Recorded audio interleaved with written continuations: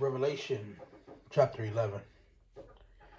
Then a measuring rod like a staff was given to me, saying, Get up and measure the sanctuary of God and the altar and those who worship in it, and leave out the court which is outside of the sanctuary, and do not measure it, for it has been given to the Gentiles, and they will trample the holy city underfoot for 42 months. And I will give authority to my two witnesses, and they will prophesy for 1,260 days, clothed in sackcloth. These are the two olive trees and the two lampstands that stand before the Lord on the earth. And if anyone wishes to harm them, fire comes out of their mouth and devours their enemies. So if anyone wishes to harm them, he must be killed in this way. These have the authority to shut up the sky so that rain will not fall during the days of the prophesying. They will have authority over the waters to turn them into blood and to strike the earth with every plague as often as they wish. And when they have finished their witness, the beast that comes up out of the abyss will make war with them and overcome them and kill them. And their dead bodies will lie in the street of the great city, which spiritually is called Sodom in Egypt, where also the Lord was crucified. And those from the peoples and tribes and tongues and nations will look at their dead bodies for 3.5 days, and will not permit their dead bodies to be laid in the tomb.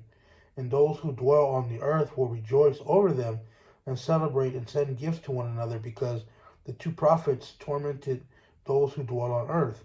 But after the 3.5 days, the breath of life from God came into them, and they stood on their feet, and great fell upon those who were watching them. But after the 3.5 days, the breath of life from God came into them, and they stood on their feet, and a great fear fell upon those who were watching them. And they heard a loud voice from heaven saying to them, Come up here. They went up into heaven in the cloud, and their enemies watched them. And in an hour there was a great earthquake, and a tenth of the city fell. 7,000 people were killed in the earthquake, and the rest were terrified and gave glory to the God of heaven. The second woe is past. Behold, the third woe is coming quickly. Then the seventh angel sounded, and there were loud voices in heaven saying, The kingdom of the world has become the kingdom of the Lord and of his Christ, and he will reign forever and ever. And the 24 elders who sit on the thrones before God fell on their faces and worship God, saying, We give thanks, O Lord, the Almighty, who is and who was, because you have taken your great power and begun to reign.